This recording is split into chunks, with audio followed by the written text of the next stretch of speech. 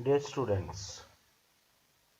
आज हम बात करेंगे ऑर्गेनाइजेशनल क्लाइमेट की। और जैसा कि आप जानते हैं, किसी भी एरिया का जो क्लाइमेट होता है वो हमें उस एरिया के वेदर कंडीशंस की, वहाँ के temperature, pressure, rainfall, humidity etcetera etcetera, इन सब की जानकारी देता है, जिससे कि हमें पता चलता है कि particular time of the year में उस जगह का क्लाइमेट कैसा होगा। ऐसा ही हम किसी ऑर्गेनाइजेशन के बारे में, जैसे कि उसकी फंक्शनिंग कैसी होगी, वहाँ पे जो लोग हैं उनका ऑर्गेनाइजेशन के प्रति क्या नज़रिया है, इन चीज़ों को हम जान सकते हैं through the organisational climate. Now, अगर हम ऑर्गेनाइजेशनल क्लाइमेट को डिफाइन करना चाहें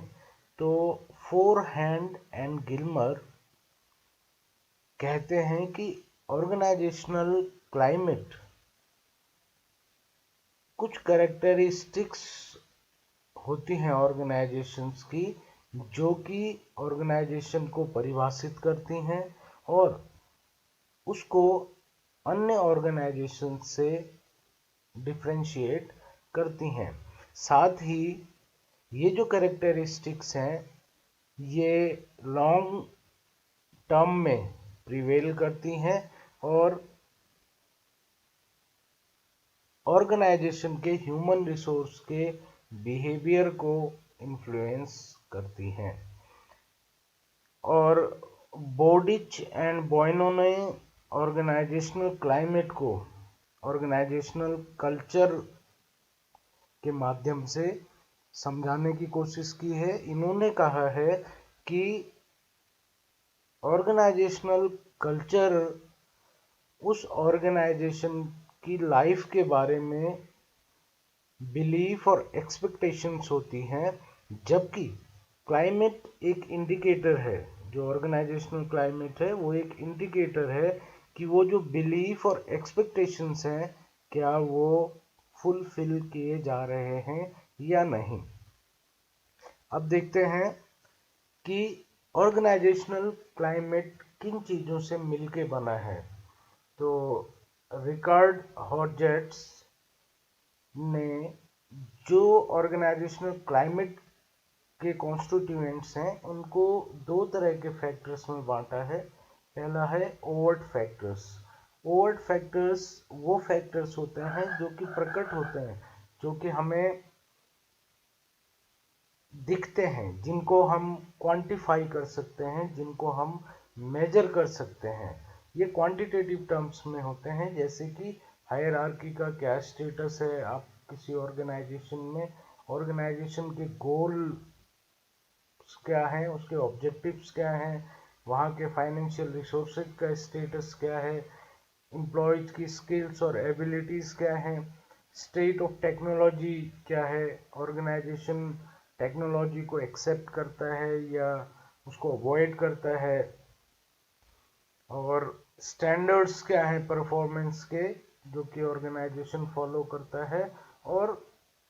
कैसे ऑर्गेनाइजेशन की एफिशिएंसी को मेजर किया जाता है। ये ओवर्ट फैक्टर ऑर्गेनाइजेशनल क्लाइमेट का निर्धारण करते हैं। इसके अलावा कुछ कोवर्ट फैक्टर्स हैं जिनको हम क्वालिटेटिव फैक्टर्स कह सकते हैं, जिनको हम इंटेंजिबल कह सकते हैं, क्योंकि इनको हम क्वांटिफाई नहीं कर सकते हैं, इनको मेजर करना थोड़ा मुश्किल काम होता है, लेकिन ये एक इम्पॉर्टेंट रोल प्ले करते हैं in the formation of organisational climate. इनमें सबसे पहले आती हैं values, attitude of the employees and management, norms of the organisation, feelings towards the organisation, employee कैसे फील करता है, वो ऑर्गेनाइजेशन को एक फैमिली समझता है या अपोज करता है, इंटरेक्शन कैसा है इन द ऑर्गेनाइजेशन, ऑर्गेनाइजेशन में सपोर्ट क्या एम्प्लॉयज को सपोर्ट करता है या नहीं करता है, और एम्प्लॉय कितना सेटिस्फाइड है, ये सब चीज़ें मिलकर के आपके ऑर्गेनाइजेशनल क्लाइमेट का निर्माण करते हैं। कुछ ऐसे फैक्टर हैं जो अफेक्ट करते हैं, तो जनरली ये टोटल है वही फैक्टर्स हैं जो कि ऑर्गेनाइजेशनल क्लाइमेट का निर्माण करते हैं। तो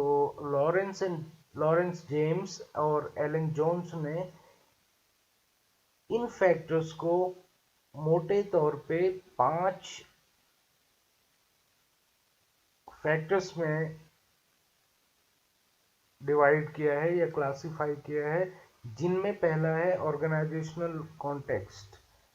यानी ऑर्गेनाइजेशन के जो मिशन, गोल और ऑब्जेक्टिव हैं, साथ में ऑर्गेनाइजेशन की जो फंक्शनैलिटी है, कैसे फंक्शन करता है, ये ऑर्गेनाइजेशनल क्लाइमेट को इन्फ्लुएंस करते हैं। ऑर्गेनाइजेशनल स्ट्रक्चर नंबर 2, ऑर्गेनाइजेशन का स्ट्रक्चर कैसा है, उसका साइज क्या है, वहाँ पे स्पैन ऑफ कंट्रोल क्या है, वहाँ पे पावर का जो डेलीगेशन है वो किस तरीके से है, क्या पावर सेंट्रलाइज है या डिसेंट्रलाइज है, डिसीजन मेकिंग किस तरह से हो रही है, और अदर ऑपरेटिंग प्रोसीजर्स इसके अंतर्गत आते हैं। इसके अलावा अगर हम देखें तो लीडरशिप प्रोसेसेस हैं, और लीडरशिप प्रोसेसेस के अंतर्गत लीडरशिप स्टाइल्स, कम्युनिकेशन किस तरह का है, डिसीजन मेकिंग में क्या एम्प्लॉय पार्टिसिपेट करते हैं या डिसीजन मेकिंग सेंट्रलाइज है, और इससे रिलेटेड प्रोसेसेस, ये सब लीडरशिप प्रोसेसेस हैं जो कि ऑर्गेनाइजेशनल क्लाइमेट को बहुत ही बड़े पैमाने पे इन्फ्लुएंस करते हैं। ऑर्गेनाइजेशन का फिजिकल इन्वायरमेंट जो है, कि फिजिकल इन्वायरमेंट क्या है, वहाँ पे जो वर्किंग इन्वायरमेंट है किसी ऑर्गेनाइजेशन का, वहाँ पे एम्प्लॉय की सेफ्टी पे कितना ध्यान दिया जाता है, इन्वायरमेंटल स्ट्रेसेस क्या है, और फिजिकल स्पेस जो आपके काम करने का स्पेस है वो एम्प्लॉय के अकॉर्डिंग है या नहीं, एम्प्लॉय को कंफर्ट देता है या नहीं, ये चीज़ें ऑर्गेनाइजेशनल क्लाइमेट को इन्फ्लुएंस करती हैं। और कुछ कोवर्ट फैक्टर्स हैं जो वैल्यूज एंड नॉर्म्स हैं, आपके कन्फॉर्मिटी क्या है, आप कितना अनुपालन करते हैं ऑर्गेनाइजेशनल नॉर्म्स का,